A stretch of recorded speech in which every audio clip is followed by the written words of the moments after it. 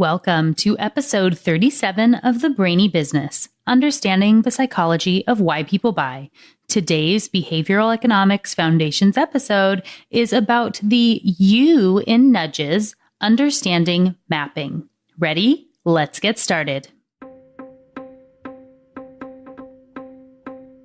You are listening to the Brainy Business Podcast, where we dig into the psychology of why people buy and help you incorporate behavioral economics into your business, making it more brain-friendly. Now here's your host, Melina Palmer. Hello, everyone. My name is Melina Palmer, and I want to welcome you to the Brainy Business Podcast.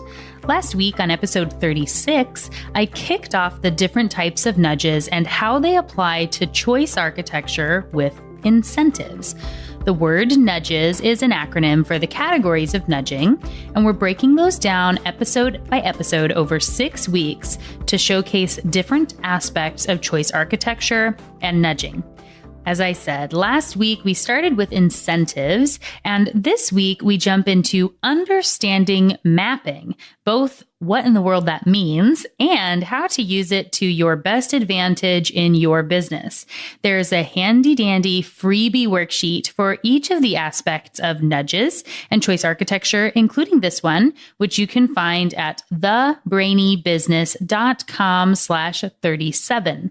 That's also where you will find the complete show notes for the episode, or they're available within the app you are listening to.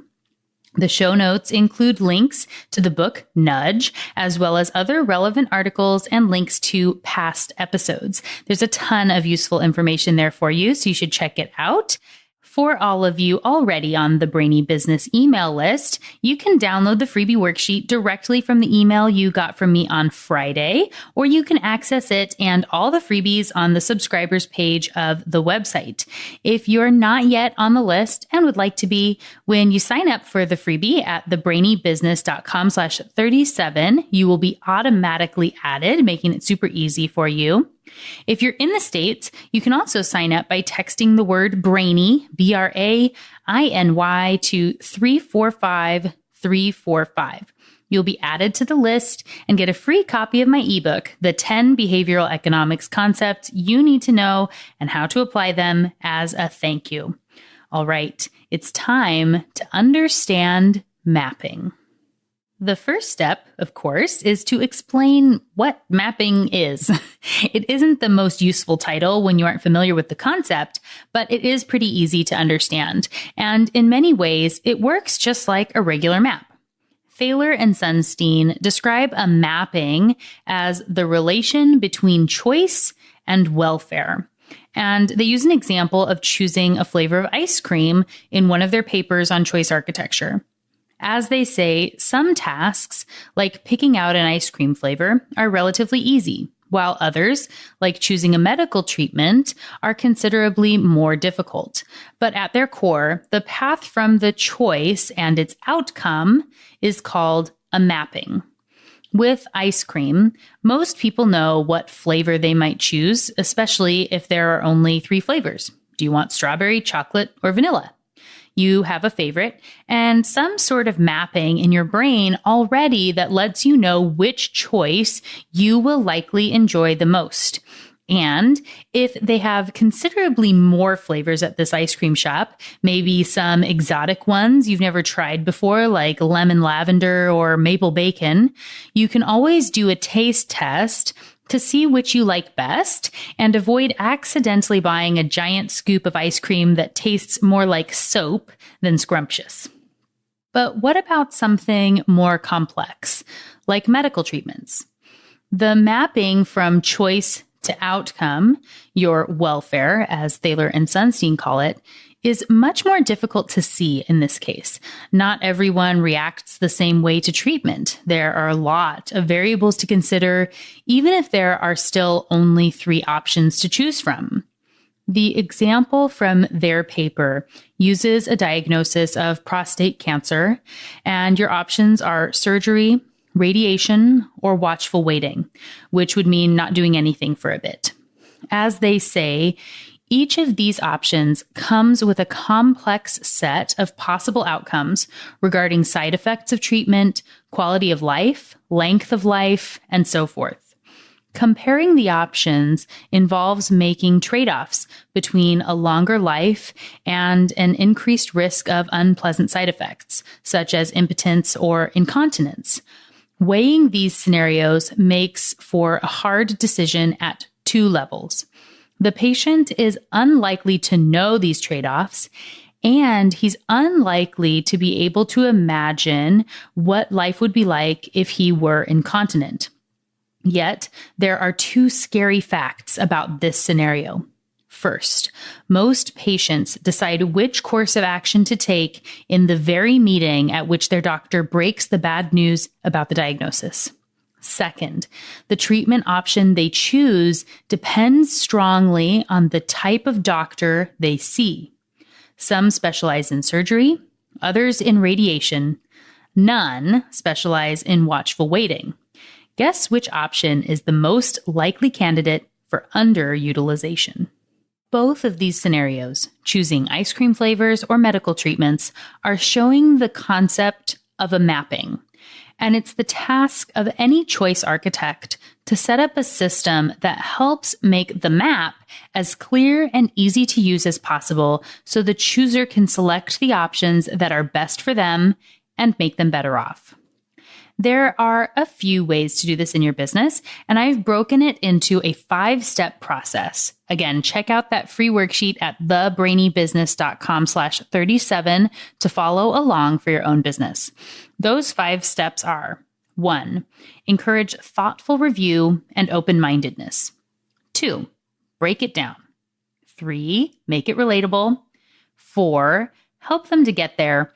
And 5, call to action. First, encouraging thoughtful review and open-mindedness. This is not necessary on every single choice because we humans would get way too overwhelmed and never make any decisions. I have a whole episode about that and the overwhelmed brain, which I've linked to in the show notes. However, it's important for big decisions to understand your biases and theirs when helping to map out the choice architecture for somebody. As I mentioned in the prostate cancer example, the treatment option a patient chooses is highly influenced by the specialty of their doctor, and they tend to make a decision of which path to take in the meeting where they received the diagnosis. That's a recipe for bad decision-making. Know, of course, that this influence over the decision is not the fault of the doctor. It's our nature to trust those in authority and assume they know more than us. That is our herding brain in action.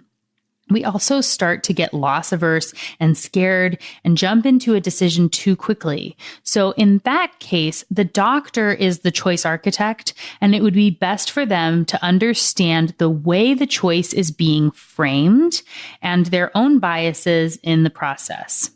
If you're a surgeon, you automatically think surgery. It's the association in your brain, and you have an expertise in that area. It's natural.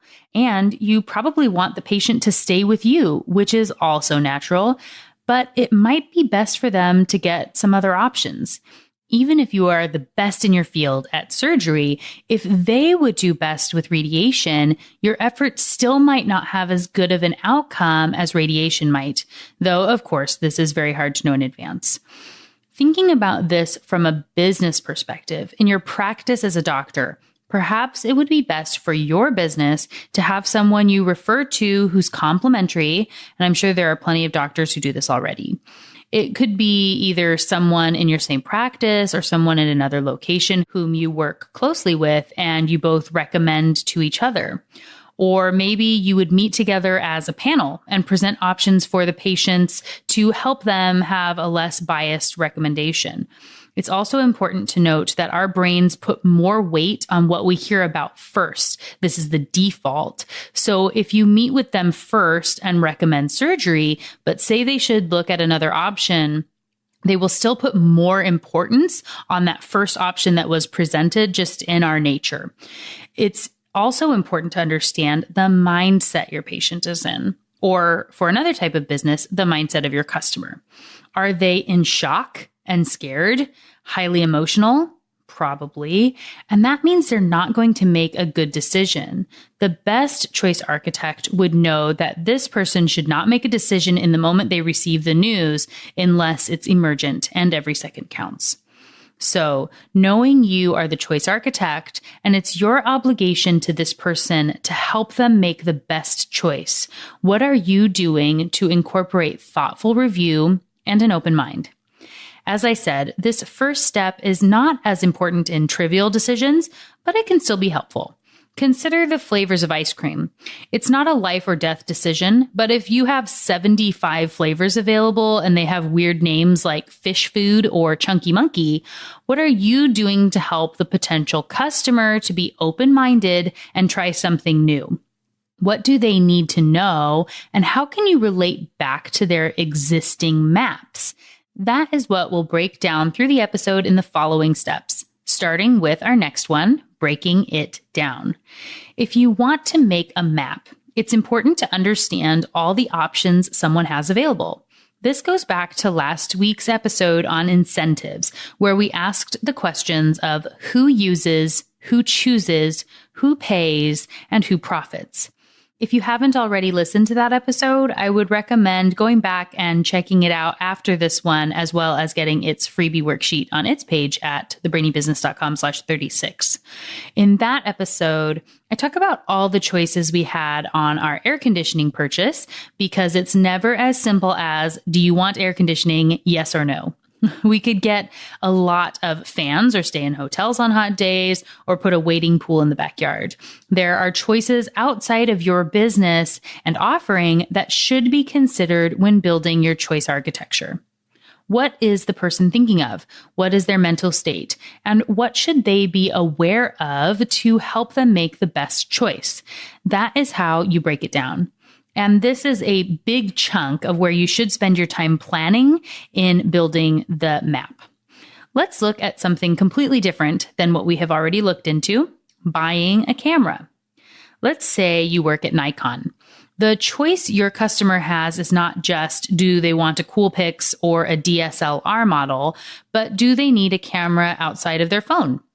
Or do they want to buy an Olympus or a Canon? Should they get something with video capabilities? And how many megapixels should they get? Should they rent a camera when they need one? Maybe get disposable cameras when they travel? It becomes a very daunting choice very quickly. Breaking it down into all its components can help you as the choice architect to set up the map on behalf of the customer. That way, you can anticipate the questions they have, the things they need to know, and guide them to the right recommendation. You are the expert in your offering, and they want to know they're making a good choice, something they'll be happy with. Breaking it down will help you to get them there. And once you do that, you need to make it relatable. You can do this using simple rules of thumb and stepping outside of your company or industry jargon. In the camera world, we have the issue of the megapixel. Customers tend to think bigger's better. That's natural. But what do I really get if I go from 7 to 8 megapixels, or 10, or 1,000 for that matter? Most non-professionals have no idea, other than a larger file size, which they might not actually realize either, what the difference is. So, how can you make that relatable to them? What if instead you use the customer's language and something they can relate back to in order to make the best decision? What if instead of listing megapixels, the cameras were listed as producing photos that were web only, 4x6 print, poster size, and billboard? I know that I will never need images so crisp that they could be blown up to the size of a billboard. But I might take a photo so great, I would like to hang it on my wall, so poster size is best for me. Whereas someone who would only be posting images digitally and they never want to take them off of their camera can go with a web only or maybe a 4x6. The new concept and relatable mapping made it easier for me to make the decision. And it's something I feel good about. I feel more confident in the choice, which means I will be happier over time. Sure, there are other aspects that matter, and each one should have its own relatable information. Perhaps I need that same type of map for each lens or feature of the camera, but something needs to be the lead. Something is most important. That's the default. We'll get into that next week. There's something that all the customers care about, the root of why they're getting a camera in the first place. What is that? In the case of a camera, most people want them to take pictures that they can share. They want to be able to take photos on the go and not worry about carrying around lighting equipment. There are a bunch of things amateurs don't need that a professional photographer would really care about. So the mapping will be different for each type of customer and the product lines as well. You can see how this is getting to be a pretty big job, right? But it's so important and critical for increasing your sales. The way you build your choice architecture is how all your customers will determine what to buy and whether they should go somewhere else. So this is worth spending time on up front to help you with your sales down the line. Every choice can be broken down into a simple rule of thumb to use. Let's say you're having friends over for apple cider. How many apples do you buy? Do you just wing it and buy as many as you can carry? Would it be helpful to know that a good rule of thumb is each glass of cider typically uses 3 apples? Wouldn't it be nice if the recipe included this tidbit of information? What sort of things that are obvious to you are really important for your potential client to make a decision?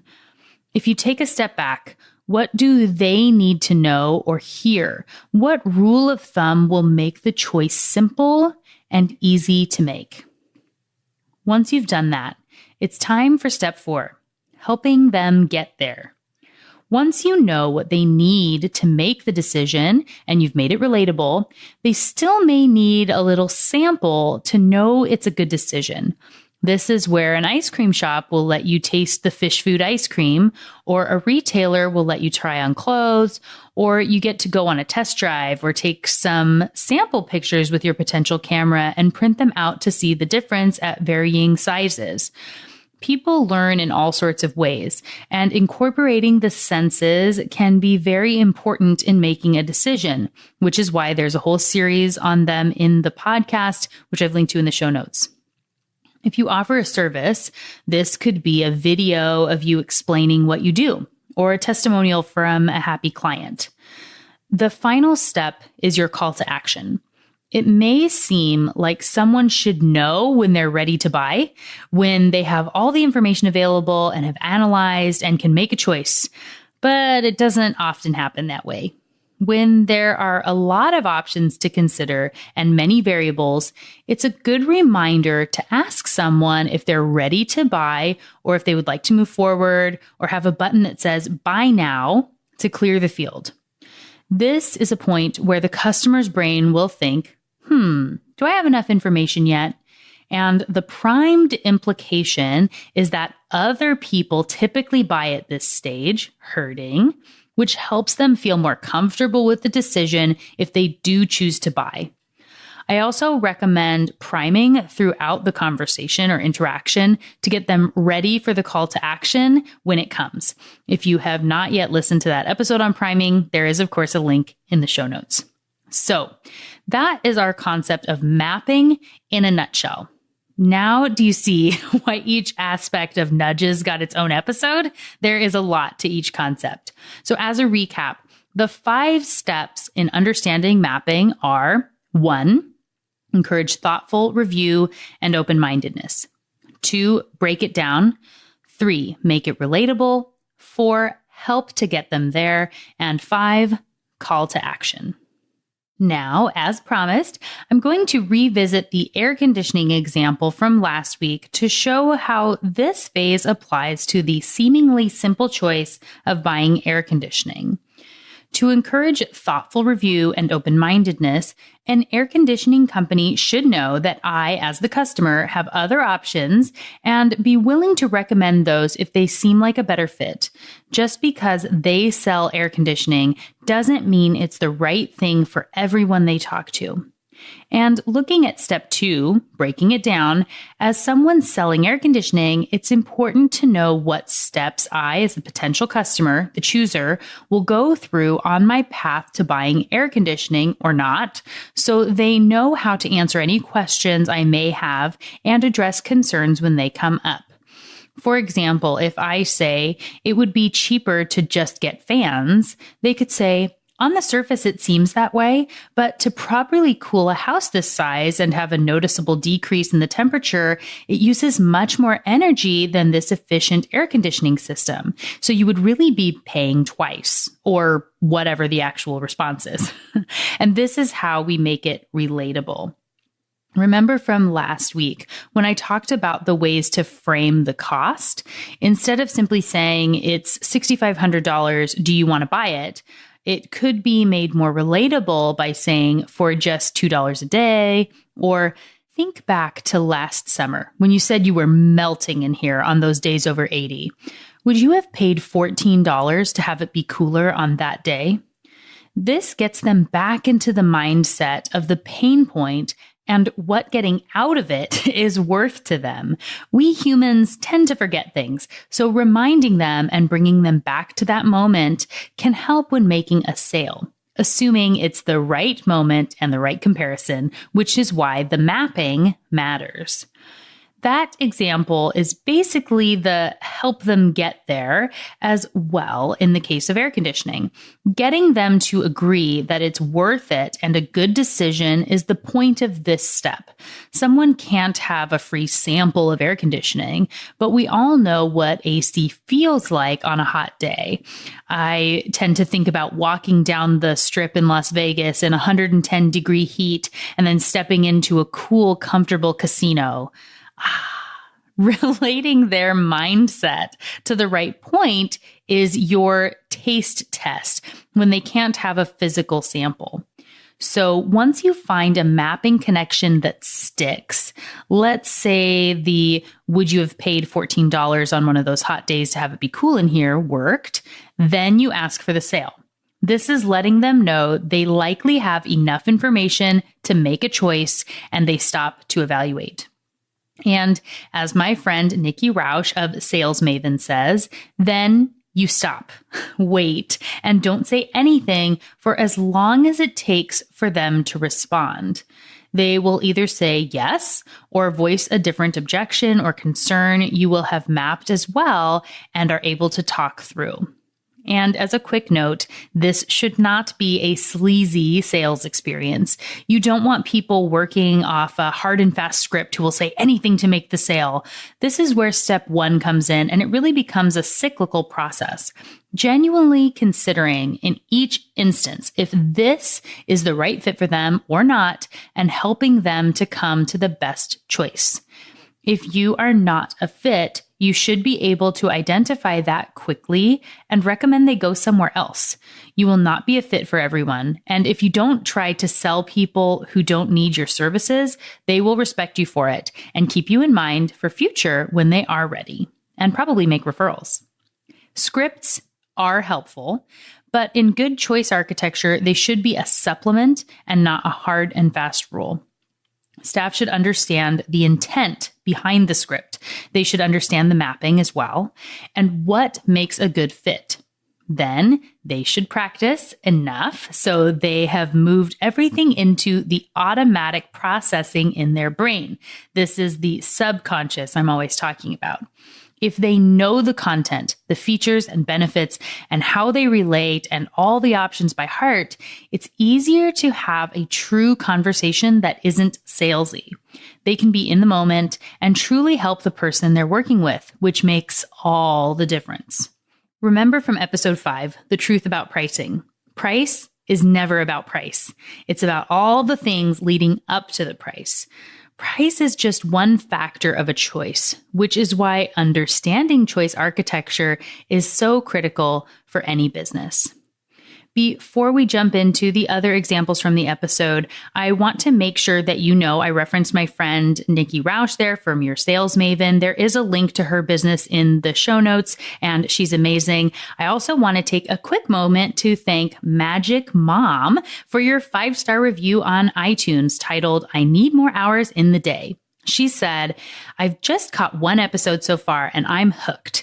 I already know the next 3 I'm going to listen to, bouncing around in the order because there are so many topics that are critically important to my business. I hope you're enjoying the rest of the episodes, Magic Mom, and I would love to hear more about which episodes you chose and what you learned, how you're applying that in your business. So if you hear this, please send me an email, melina@thebrainybusiness.com, or connect on social media where you can find me as The Brainy Biz to let me know who you are so I can do a proper shout out with a link in the show notes, just like there is for my friend Nikki Rausch. And thank you again for the review. I appreciate it. All right, now let's talk about some other mapping examples. And do note that these are all intentionally more basic choices to be mapped because the final installment of the Nudges series, the S in Nudges, is for structuring complex choices. So we'll get into more complex choices like real estate and travel arrangements in a few weeks. I'm going to go through a bunch of examples in a somewhat rapid fire fashion. And as a reminder, the 5 steps for using mapping in your business are encouraging thoughtful review and open-mindedness, break it down, make it relatable, help them get there, and call to action. And this is another good time to download that freebie if you haven't already. Okay. Earlier in the episode, I talked about an ice cream shop as our basic example of mapping. Getting a little more complex than that, but still not too complex, is the idea of a menu at a restaurant. Menus are often sorted into categories like appetizers, seafood, beef, chicken, and desserts, or separating beer from wine, and within that having separate categories for whites, reds, and rosé. This is breaking it down into more manageable chunks. Can you imagine how frustrating dining out would be if everything was a complete hodgepodge with no consideration to mapping? Diners would be forced to ask tons of questions with no logical way to consider all their options. Now that the items are in categories, the restaurant will often help you get there and make it relatable using well-worded descriptions. The description can help you to evaluate if the dish or drink is something you would like, or if it's one you should pass on. Looking at the online menu for Ruth's Chris Steakhouse, they start with 3 different kinds of steak: filet, cowboy ribeye, and New York strip. Now, filet, ribeye, and New York strip are titles someone who's familiar with steak has probably heard of and can relate to, similar to the chocolate vanilla strawberry choice from earlier. But what's a cowboy ribeye? What makes it cowboy? Does it have a special seasoning on it? Is it the way it's cooked? Does it have toppings on it? Is it really big or aged differently? This one descriptor, this one word, adds a lot of complexity for the brain and gets all those associations running in your subconscious. And one really brilliant thing that it does, that one word makes your brain want to read the description both for this and the surrounding related items to see how they might be different and how they compare. So let's move on to the descriptions, which I'm going to put under a conscious brain microscope. The filet is listed as 11 ounces of our most tender cut of lean Midwestern beef. That provided a lot of information for the diner with only a few well-selected words. We know it's the most tender, but it's still lean, and we have some information of size, 11 ounces, but there isn't a lot of context until we read the other descriptions. The cowboy ribeye is described as 22 ounces of perfectly marbled and generously flavored bone-in cut. So we can now know that cowboy seems to be relating both to size and generous flavor, though we don't know from what. And what does perfectly marbled mean? By whose standard? Finally, the New York strip is listed as a 16-ounce full-flavored USDA prime cut with a slightly firmer texture than a ribeye. So we know it's the midsize and probably the most firm since it's firmer than a ribeye and the fillet is the most tender. It's a prime cut and full flavored. By the way, does that mean the others have less flavor? What kind of flavor? Why does it have more? On a conscious level, we might have all sorts of questions like this when you would want to nitpick in creating your own choice architecture. And we may think that someone will need all the words in each description or a chart to help them understand every single aspect. Sometimes that's true, and that's more likely with really structured and complex choices. But our subconscious brain can take in a lot of information and gloss over a lot of things it doesn't need to know. It will not ask, who determines what's perfectly marbled and what is slightly less than perfect? Instead, it believes what it's told at first until evidence proves it otherwise. In other words, if you're going to use a word like perfect, it better be pretty darn good. If not, you could be setting the experience up for failure. And while you could call the New York strip the firmest steak, that isn't necessarily something everyone gets excited about. So saying it has a slightly firmer texture than a ribeye provides the description without letting it get too extreme, and it tells you something about the ribeye and how it's related to the strip as well as the fillet, and it helps the customer to map out their best choice with just a few well-chosen words. These short descriptions include some taste words as well as relativity, anchoring and adjustment, and framing. There are links to each of those previous episodes in the show notes. All of that works together to create the mapping and help the diner to understand which item they will like the most and what will make them happiest at the end of the meal. As I said, even the simplest choices have a lot going on, and this is just the entree. Restaurants can also incorporate things like staff picks, chef specials, bolded options, images of peppers or flames to indicate spice level, and many other items to help with the mapping process. And any business, not just restaurants, can learn from this practice. Moving on, our next example is from my nail salon. I talked about them in episode 2, the top 5 wording mistakes businesses make, and it's time to revisit their offerings. Back when I first started going there, they had 2 choices for pedicures, standard and the deluxe spa package, which included some extra features like paraffin wax and hot stones. It was only a few dollars more, so it was an easy choice to upgrade to. The staff could ask a simple question, do you want deluxe? And point to a sign on the wall. English is not the first language for most of the employees at this particular salon. And so this made it easy on customers and the staff alike. It was an easy mapping. Then they added a third option and a fourth and a fifth. Now they hand over a laminated sheet of paper with the descriptions of each option. One is called organic, and one is called deluxe, and one is standard, and one is ultimate. And it makes it all so confusing because there's no commonality between. And as a visitor tries to compare what's the same and different in each option, it requires a lot of reading and you easily get overwhelmed. The staff don't know how to explain it, so you just end up picking something. And for all you anchoring and adjustment folks, they do have them in the wrong order. They start with the lowest price first and work their way up. So I asked my tech what she recommended the first time I was given this sheet. She pointed to one on the list that was around the midpoint on price. And so I said, okay, it was fine, but it made me very confused and caused me to have a lot of what if thinking. What if I had chosen package 4 instead of package 3? Would it have had a different experience? And that can lead to regret. And both of those topics are going to be the feature of future episodes after finishing up this series on nudges. But it's important to understand when you put too much out there, it can cause overwhelm, which means you're not going to make a decision, and leading to regret, which are things you don't want to do when helping someone to make a choice.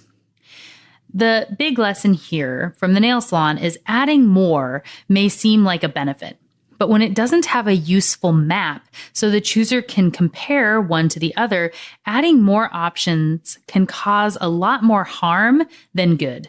So in your business, is it easy to compare one choice to the next? Or does it take a lot of explaining? If so, it's worth looking at the way you're presenting your map so that you can maximize the experience for the chooser. Many of my clients have product-based businesses, everything from jewelry organizers to weighted blankets. We talk a lot about how to showcase their products on their websites for maximum impact. The advice I give them is to consider what they present from the mind of their consumer, and we talk about mapping. If there are options to choose from like color, size, shape, texture, or something else, what would most customers care about first? Think back to the menu. The broad categories of drinks, appetizers, and entrees need to come first before dividing within the section. For your product, what is the most logical first category to sort by? It may be price, but I recommend having price come later on. As you know, if you've listened to that episode, The Truth About Pricing, which again is linked in the show notes. Let's say you sell shoes. What are the main categories to sort by? The top category is probably men's, women's, boys, girls, and maybe something for toddlers and infants.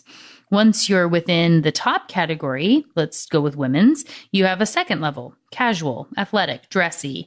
And then within the category, you can go further. Dressy can be sorted into heels and then heel height, color, and styles. When someone knows what they're looking for or what they definitely do not want, they can use the map to help them make a choice. Do the same with your business. And that counts even if you sell a service. Consider credit cards. How does someone know if your credit card is better than another? How do people compare concepts like fees to rates? And what do they naturally understand?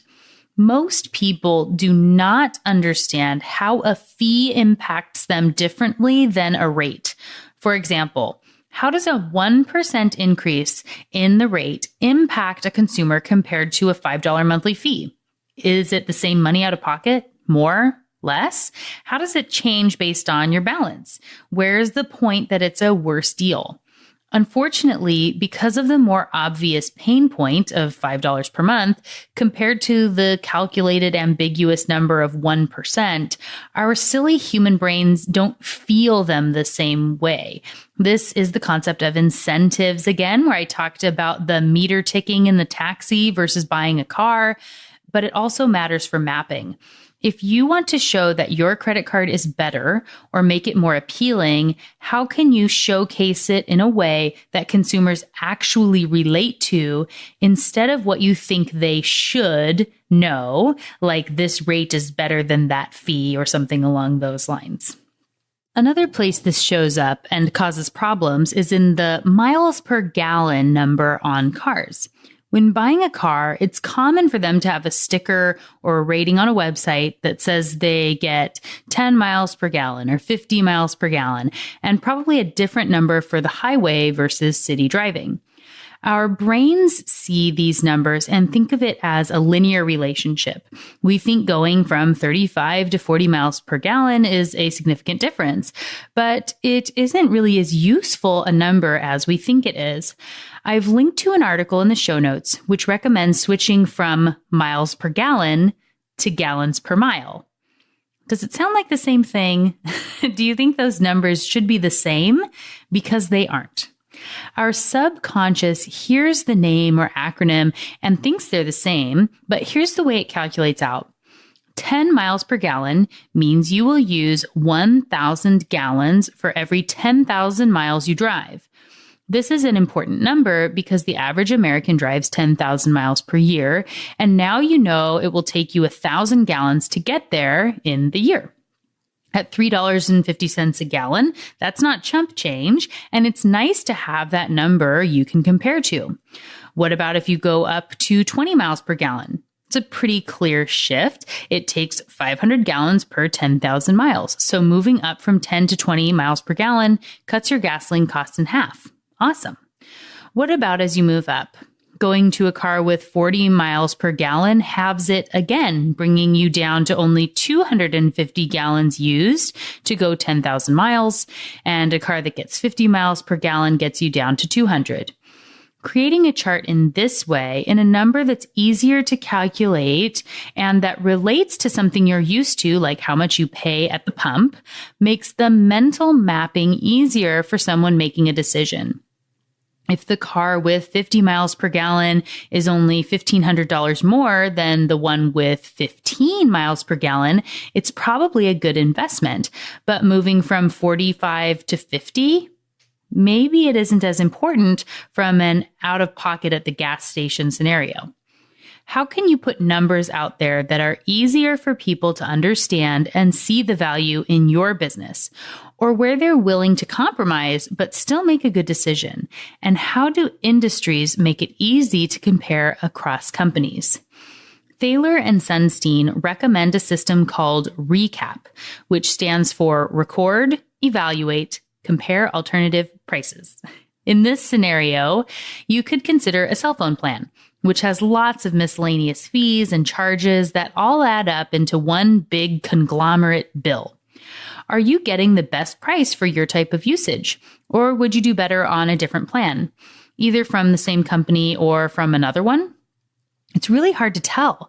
The recap option that they suggest makes it so companies would have to produce a recap report at the end of the year, which would disclose all the fees and charges throughout the year in an electronic format, which could then be plugged into any other carrier or plan to see if that customer would have gotten a better deal elsewhere and exactly how much it would have cost them on another plan. It's pretty cool. And this could apply to all sorts of other complex choices like insurance, mortgages, credit cards, you name it. I think it would be interesting to test how many people would actually take advantage and how many would be overcome by status quo bias in that case. But that's a test and conversation for another day. Moving on. What if movies did not have trailers or descriptions or reviews from critics, or more recently, ratings on sites like Rotten Tomatoes? How would you choose if you want to see something called Green Book? Or how would you know what Vice is about? How would you know if it was a comedy or a drama? Movie trailers and sites like Fandango or IMDb or shows like Entertainment Tonight or columns in the newspaper all help you to map the available movies and choose what you want to see. They're making it relatable and giving you a taste of what it would be like so you can be happy with the choice you make. Commercials take advantage of mirror neurons in the customer's brain for any product, not just movies, by showing someone else using the product, maybe tasting it, picking it out from a menu or off a shelf, trying it on, driving a car. You get the idea. This all helps our brain to feel like we've already made that choice once before, making it easier to make now that it's actually been mapped in our brain. For more on mirror neurons, check out episode 31, which is, of course, linked in the show notes. Images are great in mapping, but you do want to use words to your advantage too, even in commercials. Did you ever see the commercials for Breyer's ice cream back in the 90s that had kids reading the ingredients off the back of different containers? If not, there's a link in the show notes. One kid reads simple ingredients that he can easily say: milk, cream, sugar. And the other is reading long, not so delicious sounding names like poly and diglycerides or calcium sorbate, which of course she cannot pronounce properly. So it sounds more like gobbledygook that would make you look up and notice the commercial, which is brilliant in and of itself. This is a simple way to show the benefit of easy ingredients in a different way that will help the customer's brain to map to making better decisions in choosing the ice cream with the simple ingredients. If you just say the words simple ingredients versus they have lots of fillers, it's not the same as hearing a child read it. Some of this has been copied more recently in pet food commercials, like those which say chicken is the first ingredient, or that they never include grains or cornmeal or whatnot. Speaking of which, How do you choose which cat food to buy or dog food? You can't taste it yourself. Maybe you could, but probably don't want to. So how do you know if it's good or better than the other options? I saw a commercial recently that showed a delicious salmon fillet, lightly seasoned as if it were for a human person. It looked like food any human would be happy to eat, but it's for a cat. And I'm guessing the salmon doesn't look like that when it makes its way into the processing plant, but our brain likes this image and relates that to healthy, fresh salmon. It helps us to feel like we're making a good choice for our cat. You see that delicious salmon and think, I like salmon. I bet Fluffy would like that too. And again, the visual is best for the subconscious. Lastly, there are many ways you can help the customer to try it out and test their own welfare for items they may not otherwise know if they would like it. We talked about the taste test for ice cream and other foods. Retail stores let people try on clothes, shoes, and jewelry, or test perfume, or see a mock-up of their house after a remodel. Any type of company, whether you sell physical products or a service, can use a guarantee of some kind. I've talked about this on the podcast before, but people are much more likely to buy an item with a money-back guarantee, even though they don't usually take advantage of it. That means there's not as much risk for the company, and it's usually a good financial investment since so few will be returned. And most people just need that extra assurance that they could return it if they want. This is a nudge and part of the mapping process.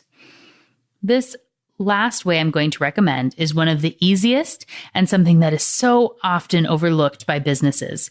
It probably seems silly and like you shouldn't have to say it explicitly, but it makes a difference.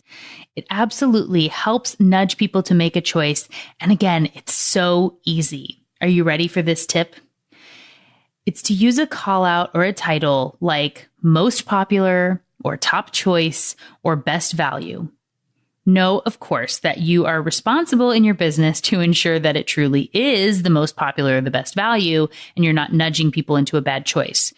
But putting this type of a category heading or an arrow pointing at something will definitely help direct people, putting that map in place so they can see what other people have done, bringing in herding and framing and all these other aspects of behavioral economics into helping them make the choice and give them that nudge.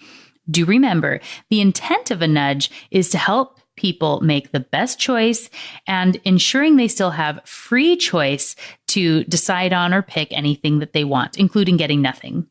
Hopefully, you now have a solid understanding of the concept of mapping and have some ideas of how to use it in your business when nudging customers to make a choice. And don't forget to use your free worksheet at thebrainybusiness.com/37. And if you've listened to this and instead think, I get this is important and I see how it matters for my business, but can you just tell me what to do? The answer is yes. This is exactly the type of project I work on with my clients. Go to thebrainybusiness.com and click on Work With Me to schedule your free discovery session so we can see if we're a fit and how I can help you to incorporate mapping and other aspects of nudging and choice architecture into your business. I'm so excited to work with you and make your business more brain friendly.